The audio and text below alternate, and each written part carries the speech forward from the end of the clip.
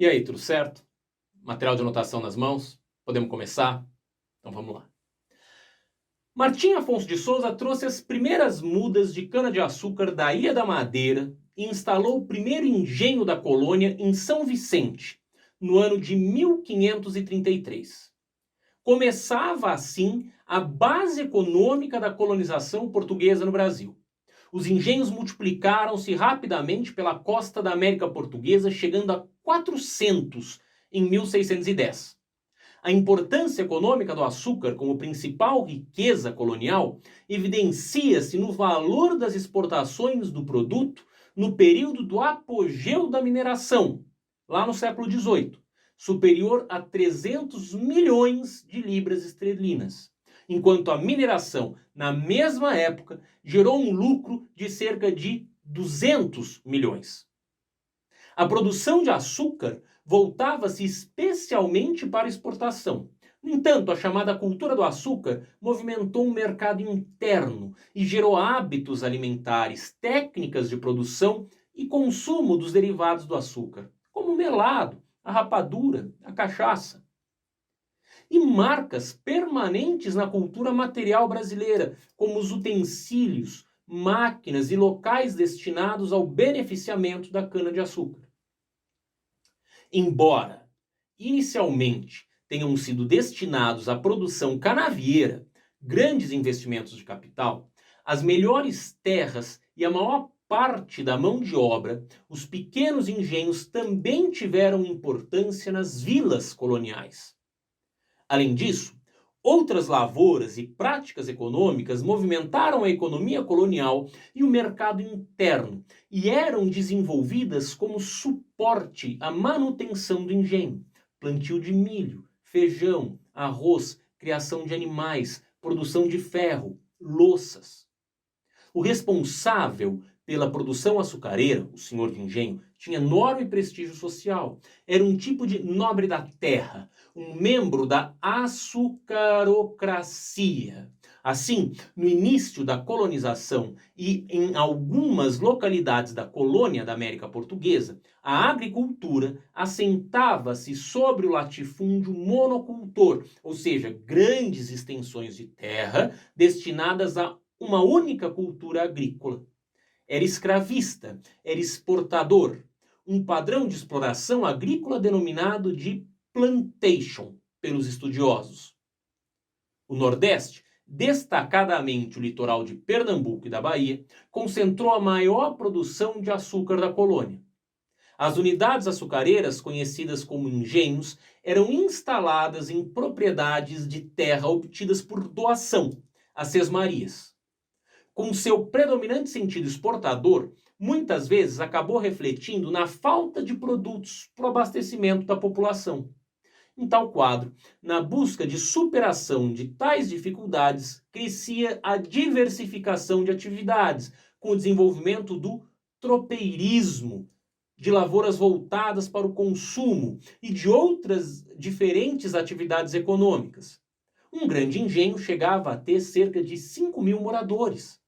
Era constituído de áreas florestais, fornecedoras de madeira, a plantação de cana, a casa grande, que era a residência, do proprietário da sua família, dos agregados, e sede da administração. Além disso, além da casa grande, tinha a capela, a senzala. Tinha uma área que era destinada à lavoura de subsistência, onde se plantava mandioca, milho, etc. Tinha ainda a moenda, a casa das caldeiras, a casa de purgar, Isso daqui formava a fábrica do açúcar. O engenho também, propriamente dito. O produto era enviado para Portugal e depois para Flandres, onde era refinado e comercializado. No topo da sociedade açucareira estavam os senhores de engenho, proprietários das unidades agroexportadoras. Abaixo deles, os senhores obrigados, ou lavradores de cana, fazendeiros que não possuíam instalações de fabricação de açúcar. Moíam a cana em um engenho próximo, pagando em geral com metade do açúcar obtido. Uns e outros eram geralmente homens brancos de ascendência portuguesa, que tinham algum capital e haviam recebido terras como recompensa por serviços prestados à coroa, o que lhes garantia prestígio social e influência política. O poder dessa aristocracia expandia-se pelas vilas, dominando as câmaras municipais e muito da vida colonial. Refletia-se também no âmbito privado, já que os senhores eram obedecidos e temidos como chefes. As mulheres administravam a casa, onde deveriam permanecer recolhidas, e controlavam o trabalho dos escravos domésticos. Esse caráter tipicamente patriarcal e predominantemente entre as elites coloniais nem sempre vigorou. Entre as mulheres dessa elite, muitas comandaram engenhos, especialmente as viúvas. Outras estiveram à frente das atividades comerciais e não era raro a reação à dominação masculina com pedidos de divórcio. Como toda a América Portuguesa não se resumia apenas aos grandes engenhos e seus senhores, tal predomínio masculino e sujeição feminina era menos efetivo em outros grupos sociais, com a existência de diferentes tipos de famílias. Havia a família dos africanos escravizados, dos indígenas, das concubinas que sustentavam seus filhos sozinhos, dos padres com amaziadas e filhos. Enfim, para além da organização familiar típica dos senhores de engenho, existia um mosaico variado de modelos familiares no conjunto da população colonial, cabendo às mulheres diferentes atuações, muitas vezes ocupando o comando de unidades econômicas produtivas. Na sociedade dos senhores de engenho, prevalecia a rígida divisão social, com senhores e cativos. A mobilidade social não era proibida, mas era pouco provável. As pessoas livres, como feitores, capatazes, padres militares, comerciantes e artesãos, dedicavam-se a atividades complementares no engenho e nos poucos núcleos urbanos dessa época. Os africanos escravizados formavam a base econômica da sociedade açucareira e eram responsáveis por quase todo o trabalho da colônia, desde os serviços domésticos na Casa Grande até a lavoura e a produção de açúcar. Em tudo, eram vigiados por um feitor, que lhes aplicava castigos físicos constantemente. A relação econômica entre a metrópole e a colônia se caracterizou pela exportação da produção, inicialmente o açúcar, e importação de artigos de luxo, para sustentar a opulência dos senhores de engenho do Nordeste. Os senhores mandavam vir roupas, alimentos e até objetos decorativos da Europa. Com o desenvolvimento da economia açucareira e o aumento da população nos engenhos e nos núcleos urbanos, a necessidade de alimentos, roupas e outros produtos também aumentou. Pouco a pouco, homens e mulheres assumiram o exercício de diversas outras atividades, ativando de forma gradual um nascente mercado comercial interno de outras mercadorias. Mas durante o início do século XVI e o início do século XVII, o Brasil tornou-se o maior produtor de açúcar do mundo. Ele foi responsável pela riqueza dos senhores de engenho, da coroa e de comerciantes portugueses. Mas foram sobretudo os holandeses que mais se beneficiaram com a atividade açucareira. Responsáveis pelas etapas de refinação e comercialização, eles ficavam com 1/3 do valor do açúcar vendido. Uma vez refinado em Flandres, o açúcar era comercializado na Europa por holandeses e portugueses. Por um problema dinástico, entre 1580 e 1640, o monarca espanhol Filipe II dominou vastas extensões na Europa.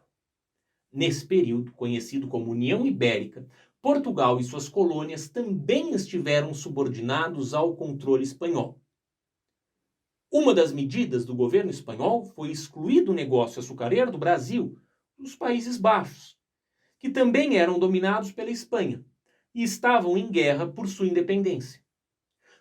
Como já conheciam as técnicas de refino e comercialização do açúcar, os Países Baixos passaram a produzi-lo em suas colônias, como as Antilhas, concorrendo em melhores condições com o produto brasileiro. Em consequência, entre 1650 e 1688, o preço do açúcar produzido na América Portuguesa caiu para 1/3 de seu valor. Essa crise da produção açucareira trouxe prejuízos para a economia portuguesa e para a economia colonial. Diante da crise da produção colonial de açúcar, o rei de Portugal, Dom Pedro II, rei de Portugal, não o Dom Pedro II, imperador do Brasil, mas o Dom Pedro II, rei de Portugal, por meio do seu ministro, o conde de Ericeira baixou as leis pragmáticas. Essas leis proibiam o uso de certos produtos estrangeiros a fim de reduzir as importações e equilibrar a balança comercial lusa. Além disso, com a ajuda de técnicos estrangeiros, a metrópole procurou reorientar as atividades produtivas no reino e nas colônias. Estimulou-se na América Portuguesa a produção do tabaco e de outros produtos alimentares destinados à exportação e dedicou-se à busca das drogas do sertão. Juntamente com a tentativa de revitalização da produção açucareira, essas medidas surtiram efeitos positivos um pouco mais tarde, já no início do século XVIII, coincidindo com o princípio da economia mineradora. Mesmo perdendo a supremacia no conjunto da economia colonial, o açúcar, que nessa fase propiciava ganhos bem menores que em séculos anteriores e concorria num mercado bastante competitivo, continuou a ser o principal produto exportado. Em Portugal, porém, a política de desenvolvimento econômico praticado por Ericeira foi logo abandonada. O Tratado de Methuen, de 1703, resultado de pressões inglesas sobre Portugal, estabelecia que o reino português importaria da Inglaterra caros artigos manufaturados e exportaria vinho. Essas relações comerciais implicavam forte desigualdade de valor e de consumo, pois consumiam-se muito mais tecidos e produtos manufaturados do que vinhos. Isso contribuiu para as crescentes dificuldades econômicas de Portugal. Mas isso já é assunto para uma próxima aula. Até mais.